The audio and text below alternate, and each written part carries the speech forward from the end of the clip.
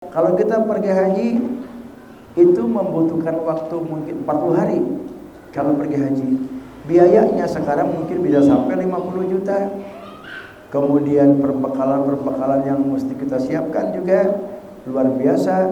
Tetapi dengan waktu yang singkat, cuma 1 jam kita sholat subuh berjamaah, sampai kepada kita melakukan sholat Isra, Allah akan berikan pahala yang sama dengan orang yang melaksanakan haji dan umroh.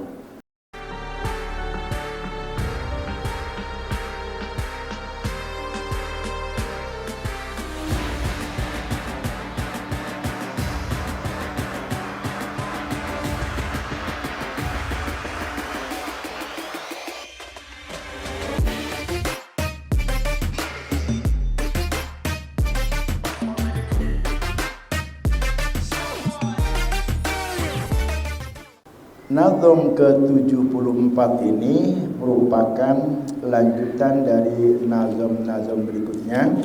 Sebelumnya, di mana pada nazom sebelumnya disebutkan summastagil bil wirdi. Bagaimana kita menggunakan waktu yang efektif, sebentar, singkat, tapi mencapai hasil yang memuaskan tanpa susah payah, tanpa jerih payah, tanpa biaya yang besar. Contohnya, dalam rangka kita menggunakan waktu biar efektif dan efisien, kita gunakan waktu ini untuk melaksanakan sholat subuh berjamaah. Man shollal ghidha, barang siapa yang sholat pada waktu subuh fi jama'atin, dalam berjamaah, faqad summa qa'ada, kemudian dia duduk di tempat dia sholat, enggak kemana-mana, yadhkurullaha ta'ala, dia berzikir kepada Allah ta'ala, baca Quran, baca sholawat, hatta tatlu as-samsu, sampai terbit matahari. Summa sholat rakaat, ini kemudian sholat 2 rakaat, kanat lahu, maka dia diberikan Allah pahala ka'ajri hajatin, sebagaimana pahala haji dan umroh, tamatin dengan sempurna. Di mana kita melihat segi efektif dan efisien? Kita menggunakan waktu kita dari sholat subuh kira-kira jam 4:30 ya, 4:30, kemudian 5:30, 5:30, 1 jam. Terbit matahari itu, ini untuk hari ini dan besok, suruk itu jam 5:35 menit. Nah, ketika jam 5:30 menit matahari mulai muncul, haram sholat. Sampai kapan? Karumaihina, apabila matahari itu naik setinggi 1 tombak ukuran kita, yaitu menurut ukuran falakiyah. Para ulama sepakat menetapkan bahwa 1 tombak itu ada 4,5 derajat. Ahli falak nih, ahli falak yang biasa, ahli hisab yang biasa ngitung tanggal awal bulan tiap bulan itu. Nah, orang-orang ahli falak itu menetapkan 1 tombak itu sama dengan 4,5 derajat. 1 darjah itu sama dengan 4 menit. Jadi 4,5 darjah atau 1 tombak itu jika dikonversi kepada menit, maka 4 kali 4,5 18 menit. Berarti 1 tombak itu jika dikonversi kepada waktu adalah 18 menit. Nah, ketika suruk terbit matahari pada jam, misalkan besok nih terbit matahari jam 5:35. Nah, jam 5:35 waktu subuh sudah selesai dan matahari terbit, kita haram sholat di situ. Haram sholat apapun namanya di situ. Tidak boleh salat, haram hukumnya ketika matahari baru terbit. Sampai kapan haramnya sholat itu di situ? Karumahina, sampai matahari terbit setinggi 1 tombak. Maka Suruk jam 5.35 tambahkan 18 menit. Jadi jam berapa itu? 5.53. Belum nyampe jam 6 itu. Belum nyampe jam 6. Nah, berarti kalau lagi kita cepat-cepat ya dari hari biasa, jam 6 itu udah boleh sholat isyraq. Jam 6 itu udah boleh sholat isyraq. Karena terbit untuk menurut lihat jadwal sekarang, terbit matahari itu pada jam 5.35. Jam 5.35 menit tambah 18 menit. Jadi jam 5.53. Belum nyampe jam 6. Apalagi kalau jam 6. Jam 6 itu udah boleh sholat isyraq itu. Nah, itu mendapatkan pahala sama dengan orang yang pergi haji dan umroh, tamatin, sempurna. Sisi keefektifannya mana? Kalau kita ingin mendapatkan pahala haji dan umroh, dengan kita pergi haji berapa puluh juta mesti kita bayar. Berapa bekal biaya yang kita siapkan, kemudian berapa lama yang harus kita selesaikan untuk mendapatkan pahala haji itu. Tetapi dengan waktu yang singkat, jam 4:30 sampai jam 5:30, jadi 1 jam kurang lebih ya, 4:30, 5:30. Karena suruk itu jam 5.35, 4:30 sudah sholat subuh misalkan, cuma 1 jam kita berada di masjid, berada di mushola menunggu matahari terbit. Itu Allah beri pahala sama dengan pergi haji dan umroh, tamatin dengan sempurna. Jadi waktu yang kita gunakan cuma 1 jam itu efektif. Kegiatan kita cuma sholat subuh berjamaah, baca Quran, lalu sholat isyraq, itu nilainya sama dengan pergi haji dan umroh. Efektif berarti itu. Kegiatan waktu yang kita buang, yang kita gunakan untuk melakukan sholat subuh berjamaah dan sholat isyraq itu efektif. Kenapa? Karena mencapai hasil yang lebih baik dan memuaskan. Kemudian efisiennya di mana? Efisiennya itu dalam waktu singkat. Kalau kita pergi haji itu membutuhkan waktu mungkin 40 hari. Kalau pergi haji, biayanya sekarang mungkin bisa sampai 50 juta. Kemudian perbekalan yang mesti kita siapkan juga luar biasa. Tetapi dengan waktu yang singkat, cuma 1 jam kita sholat subuh berjamaah, sampai kepada kita melakukan sholat isyraq, Allah akan berikan pahala yang sama dengan orang yang melaksanakan haji dan umroh. Nah, itulah di sini maka para ahli-ahli Allah itu betul-betul dia menseleksi, memilih pekerjaan-pekerjaan yang singkat, sederhana, tidak menguras tenaga, tapi menghasilkan pahala yang banyak. Contoh lagi, habis sholat maghrib, biasa kan wirid. Baca wirid itu Astagfirullahaladzim, la ilaha illallah wallahu akbar, wa la hawla wa la quwwata illa billahil aliyyil azim. La ilaha illallah wallahu akbar, la ilaha illallah wahdahu la syarikalah, lahul mulku wa lahul hamdu yuhyi wa yumiitu wa huwa ala kulli syai'in qadir. Kan umum yang itu dibaca setiap wiridan salat. Ada dinyatakan di dalam sebagian para ulama, kalau kita membaca la ilaha illallah wahdahu la syarikalah, ilahu wahidah shamadan lam yalid wa lam yulad wa lam yakul lahu kufuwan ahad 11 kali, itu Allah balas 1 juta kebaikan. 11 kali kita baca itu Allah memberikan balasan 1 juta kebaikan. Nah, ini dalam rangka mengefektifkan waktu. Kita berbuat ya tidak repot-repot, tidak usah susah-susah, tidak usah capek-capek, enggak memerlukan tenaga yang luar biasa, tapi hasilnya banyak. Kita baca la ilaha illallah wahdahu la syarikalah, lahul mulku wa lahul hamdu yuhyi wa yumiitu wa huwa ala kulli syai'in qadir. 1 kebaikan. Pahalanya 1. Tapi kalau la ilaha illallah wahdahu la syarikalah ilahun wahidah samadan lam yalid wa lam yulad wa lam yakul lahu kufuwan ahad, Allah beri pahala 1.000.000 kebaikan. Nah, ketika kita membaca itu berarti kita mengefektifkan dan mengefisienkan waktu yang kita gunakan. Jadi istilah hifdzul awqat ini maksudnya mengefektifkan dan mengefisienkan waktu yang kita punya. Gunakan waktu seefektif mungkin dan seefisien mungkin dengan kita menggunakan waktu sedikit tapi mencapai hasil yang banyak. Banyak hal-hal lagi. Kemudian juga ada 3 hal yang pahalanya sama dengan pahala haji. Apa? Tadi sholat subuh berjamaah, zikir sampai terbit matahari, kemudian ditutup dengan sholat isra.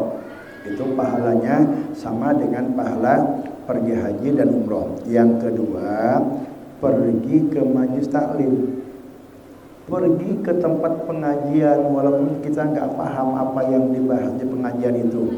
Hadirnya saja kita ke tempat pengajian. Man goda ilal masjidi, barang siapa yang berangkat subuh ilal masjidi, pagi, barang siapa yang berangkat dari rumahnya ilal masjidi, ke masjid atau ke musola, la yuridu illa ayyata'allama khairan, tidak lain maksudnya adalah untuk belajar ilmu, aw yu'allimahu, atau untuk mengajarkan ilmu, kana lahu ka ajri hajin taman hajjuhu, Allah akan berikan pahala seperti pahala pergi haji taman dengan sempurna hajinya. Jadi sekarang kita nih dari rumah melangkahkan kaki ke mushola untuk ikut ngaji, walaupun kita nggak paham, Allah berikan pahala sama dengan pahala haji dengan sempurna. Nah, ini berarti waktu yang kita gunakan waktu ngaji ini efektif, singkat, sedikit, tetapi menghasilkan hasil yang besar.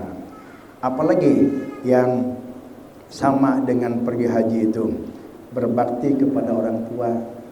Berbakti kepada orang tua, ini astahil jihada. Ada seorang wanita datang kepada Rasulullah SAW, ini astahil jihada, saya malu sekali nggak bisa ikut perang. Kenapa? La aqdiru alaihi, karena kami ini lemah, karena saya ini ya udah sakit-sakitan. Pengen untuk mendapatkan pahala jihad, tapi kami nggak mampu jihad. Rasulullah bersabda, qala hal baqiya min walidayka ahadun. Rasulullah bertanya, apakah masih ada salah satu kedua orang tua kamu? Qala, sahabat tadi menjawab, ummi, masih ada ibuku. Nah, qala fa'aqbilillaha fi birriha, maka karena Allah lah kamu berbuat baik kepada ibu kamu. Wa mujahid, fa'idha radita, apabila ibumu itu ridho, suka, senang dengan kamu, fattaqillaha wa birriha, maka bertakwalah kepada Allah, wa birriha, dan berbakti kepada mereka, Allah berikan seperti pahala haji dan umroh. Jadi banyaklah kegiatan-kegiatan yang Allah berikan pahalanya itu seperti pahala haji dan umroh. Ketika kita sudah tahu, lalu kita gunakan, kita praktekkan dalam kehidupan kita, itu artinya kita sudah memanfaatkan waktu sebaik-baiknya. Artinya kita itu sudah mengefektifkan dan mengefisienkan waktu yang Allah berikan kepada kita. Hatta idza samsun badat, sampai apabila matahari itu terbit, karumahina, setinggi satu tombak, sholil israkin, kemudian sholat isra, wa qur'anan tala, dan baca Quran. Wa qur'anan tala, dan baca Quran. Berapa hizban? Minimal 1 hizib. Minimal 1 hizib. Pak aksaro atau lebih, minimal 1 hizib lah baca Quran. Tiap hari 1 hizib, 1 hizib. Al-Quran itu terdiri dari 30 juz. Setiap juz itu ada 2 hizib. Jadi 1 hizib itu setengah juz. Sehingga kalau 1 juz itu 2 hizib, berarti Al-Quran itu terdiri dari 30 juz dan 60 hizib. 1 hizib sama dengan 2 ain. Kan kalau kita baca di Quran ada ain tuh, namanya ruku atau makro. 1 hizib itu 2 ain, berarti 1 ain itu 1/4 juz, 1 hizib itu setengah juz. Nah, jadi Al-Quran itu terdiri dari 30 juz, 60 hizib, dan 120 makro atau ain. Coba aja kalau nggak percaya hitung dah. Lihat yang dipikirkan suka ada ain tuh. Hitung ada nggak 120 sampai selesai 30 juz itu. Nah, ini berdasarkan Syekh Nawawi Tanara dalam kitab Nihayatul Zen.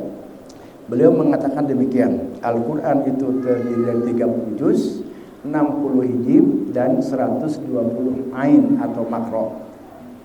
Ayatnya berapa? 6.666. Suratnya 114. Hurufnya ada berapa? Huruf Al-Quran itu ada 1.027.000. Huruf Al-Quran itu 1.027.000. Nah, ayat yang 6.666 ini ada ayat-ayat yang bersifat perintah. Ayat yang sifatnya perintah itu ada 1.000 jumlahnya itu. Satu ayat yang bersifat perintah itu 1.000.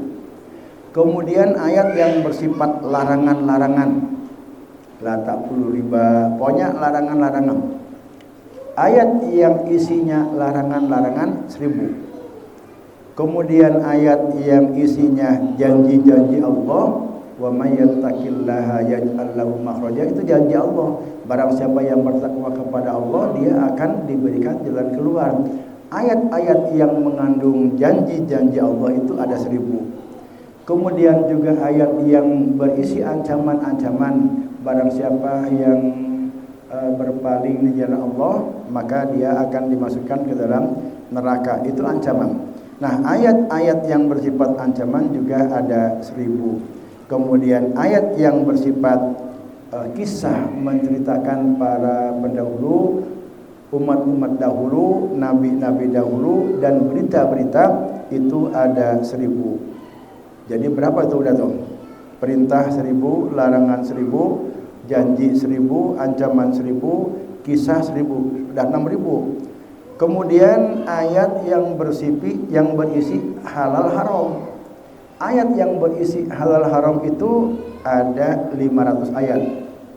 Kemudian ayat yang berisi doa-doa itu ada 100 ayat, dan ayat yang berkaitan dengan nasakh wal mansukh ada 66. Ini ayat ada di kitab Nihayatul Zen ini yang ditulis oleh Syekh Nawawi Tanara. Nah, udah 6.666 ayat. Hurufnya ada 1.027.000. Dari mulai alif, ba, ta, sa, jim itu dihitung benar-benar. Alif itu ada 48.740. Coba nggak percaya coba. Jumlah semua dari alif, ba, ta yang tertulis di dalam Al-Quran itu ada 1.027.000. Ini saya baru dapat tulisannya doang, belum ngecek mah belum. Tapi ini dicek oleh orang-orang ahli Allah yang sudah kasab, yaitu Syekh Nawawi Tanara. Insya Allah akan lebih cenderung kepada bisa dipertanggungjawabkan dah. Ya, untuk menguji ini coba aja cek nanti. Dalam kitab Nihayatul Zen itu diteraskan demikian, isi Al-Quran sampai detail sekali, juznya, hizibnya, kemudian rukunya, ayatnya, dan sampai kepada hurufnya. Ayat yang 6.666 itu dirinci, yang berkaitan dengan janji ancaman, yang berkaitan dengan perintah, yang berkaitan dengan halal haram, itu dihitung dirinci ayatnya berapa jumlah sehingga sampai ketemu angka 6.666. Minimal baca 1 hizib. 1 hizib itu adalah setengah juz.